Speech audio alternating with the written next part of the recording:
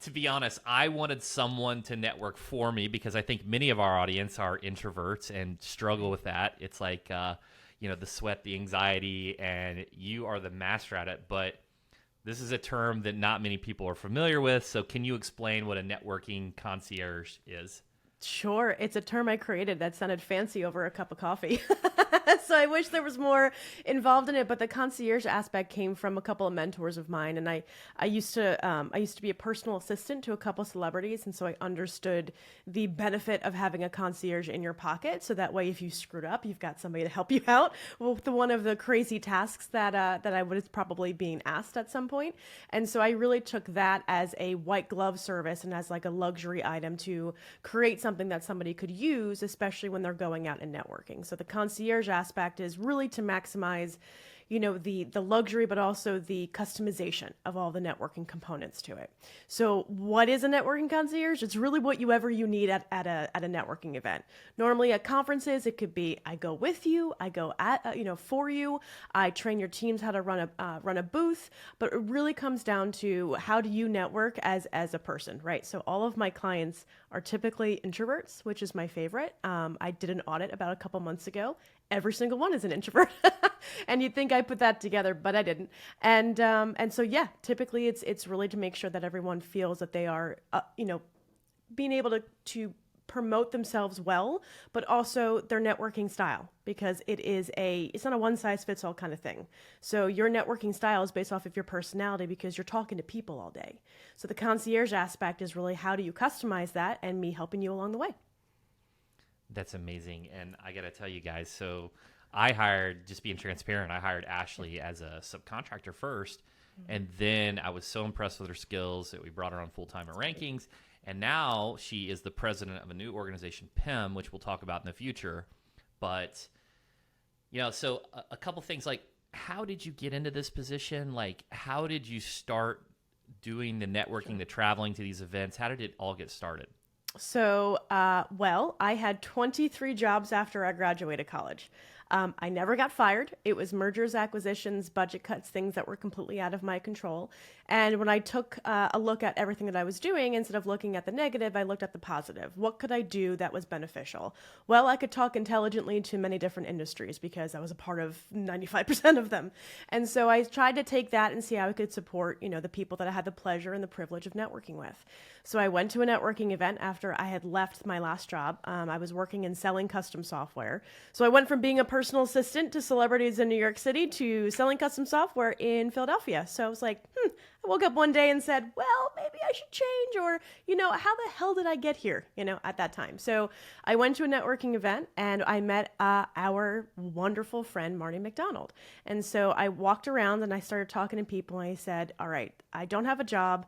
I don't feel the pressure to sell anything because, selling for me is challenging. I'm Irish Catholic. You don't talk about money. You basically work until you stroke out.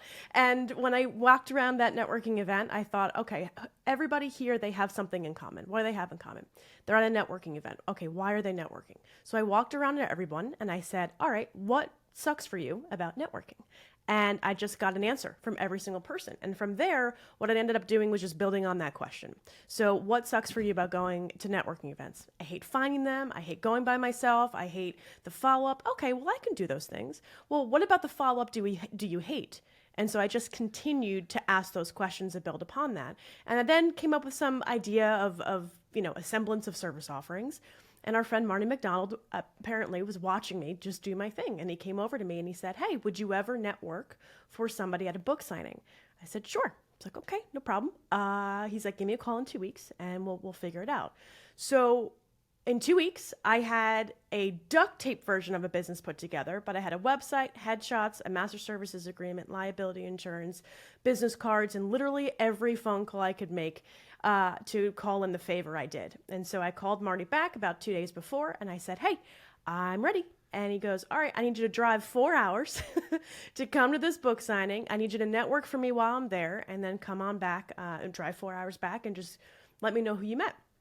All he was looking for was strategic partnerships. So I wasn't selling anything, was getting information and intel on who was there, and that was my job. And so I went there, very easy for me because wasn't there was no hard sell. And I came back and I gave him the I gave him all of the leads or all of the prospects, and his team followed up. And from there, he gave me my very first testimonial, and the world opened up. And since then, I've had the privilege of going to dozens and dozens of, conferences like that. I've gone 350 speaking engagements, and I'm now getting paid for. I've been on 2 television talk shows. I sold one of those. I was on the Mel Robbins show. So it took one person to really believe in me. And so that was Marty. And he's the reason why we're here today. So we got to blame him for these things. That's amazing. That's amazing. And what you heard there, guys, is if the DISC personality assessment, we would call that a high D.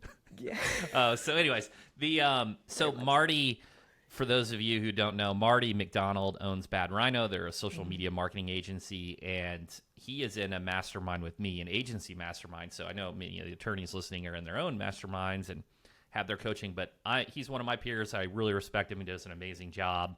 Very, very skilled, good friend of mine. And, for those of you, kind of thinking, I don't know, do I need to go to these conferences? And, is this right for me? So, Ashley, what is an attorney who doesn't know how to network effectively actually leaving on the table, and what is the ROI of networking?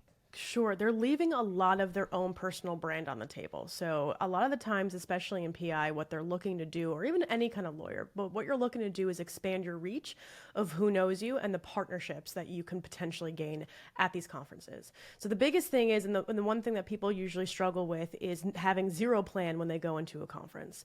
You and I have created a plan to really maximize our efficiency there, but the ROI comes from the not only the social aspect, but you're there. You're looking at the latest trends. You're getting your CLE credits. You are going and talking to other vendors. Maybe you need to support yourself in certain avenues and don't know necessarily the way to achieve it. So it's peer, conversation. It's all of the things that you would need to really grow your business. It's giving you the resources and the tools to do that. The ROI comes from what you make of it. If you are an introvert, then necessarily going to conferences and being in those big rooms is good for the time being, but you're setting up one-on-one meetings with other people inside that conference. That would be the goal for that. But the ROI is really what you make of it. If you have a booth, let's say you're a vendor or you're a lawyer, and then your firm has a booth. Lots of things you can do to really get those leads. But the follow up is really where it is. And a lot of the time, I see a lot of lawyers, they don't follow up, or they have their team follow up, and it's not necessarily as robust as you think. Networking is a marketing activity, not a sales activity. So networking can absolutely lead to business. It will, but it's all based off of how are you marketing yourself, how are you showing up, and how are you engaging in a way with intention. I couldn't agree more. And let's really talk about the tactical. This mastering first impression, so to speak. The saying, you never get a second chance at first impressions. So let's start there. What are some of the common first impression mistakes attorneys should avoid when networking? When you're dressing like trash, you come in in flip-flops and, I get it's Vegas, but please, can you at least, dress appropriately? But the biggest turnoff for me is somebody who gives no regard to the person that you're talking to. So a lot of the times, especially with people who have a very high I personality, sometimes being able to focus on one person is challenging because, it's the stimulation of everybody around you. So I think the biggest turnoff or the biggest challenge that most people have is that they'll meet you or they'll ignore you immediately if they don't know who you are. So the way that you can really make a good first impression is to meet everybody where they're at. Don't necessarily go in and say, okay, just because you're a vendor, I'm not going to talk to you. They're human. You have no idea who they know. You have no idea what perspective that they have. They could potentially turn you on to a different idea or strategy or resource. And they could also provide you with details and tools of something that's happening in the industry. I think the biggest my biggest not insecurity, but my biggest pet peeve is when I go over to shake someone's hand and they say hello and they have no interest in talking to me.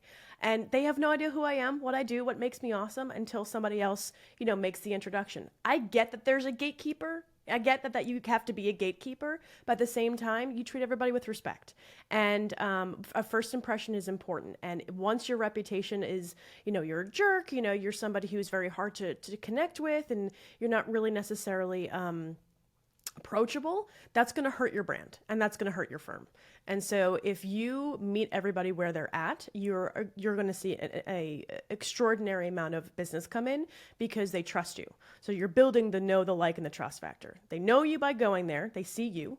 They like you when you have a conversation with them, and they'll eventually trust you with their business if you maximize your efficiency at those conferences. That's fantastic. Fantastic. So thorough.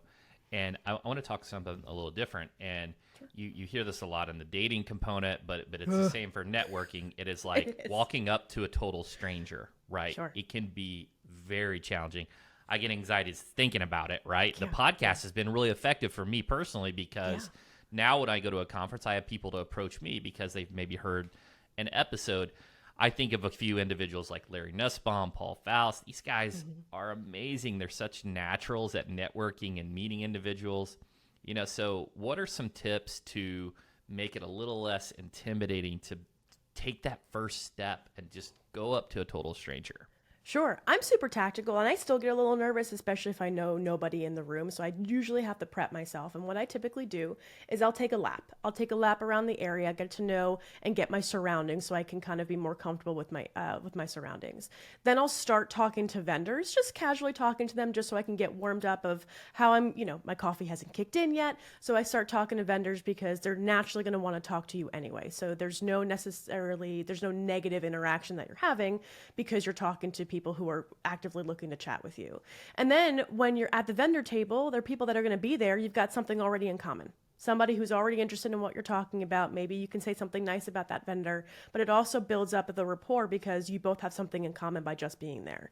When it comes down to, let's say, walking around and you want to talk to somebody, I introduced myself to Ben Crump just because I said, "Sir, do you want to be more famous than you are today?" And he looked at me and he goes, "And now I know who Ben Crump is. Y'all know who Ben Crump is more than I do, but I also have worked with celebrities and I don't care. I don't care how famous you are. I just try to get you to laugh." And so my goal is to get you to laugh and learn more about you and be very, very, very conscious of being very kind and being very appreciative that you are there, that you have the privilege of being able to talk to this person. A lot of the time it's egos. A lot of the time it comes down to just introducing yourself as you're walking and saying, "Hi, I'm so sorry to interrupt you. I just wanted to introduce myself." And that's as easy as it is.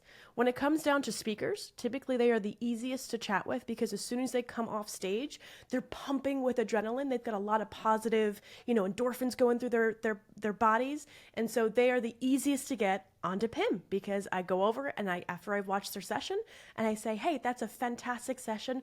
What's the best way to get you on a podcast?" And they've never asked what podcast it is. It could be anything, but they said, "Oh, actually, let me give you my email or let me give you my assistant," because there's a value prop there. There's a value added there. And so I think when it comes down to reducing the anxiety, you always have something of value to give that person or believe that you have something to give of value to that person without really having without it being a transaction. So the value could be you're in a really good mood and you made this person laugh. That's a value add. You could have a common person that you're connected with. That's a value add. You could say, "Hey, I really enjoyed your presentation," and you're giving them a genuine compliment. That's a value add. I think what people think that they have to give is so much more transactional than what you can just be, which is human.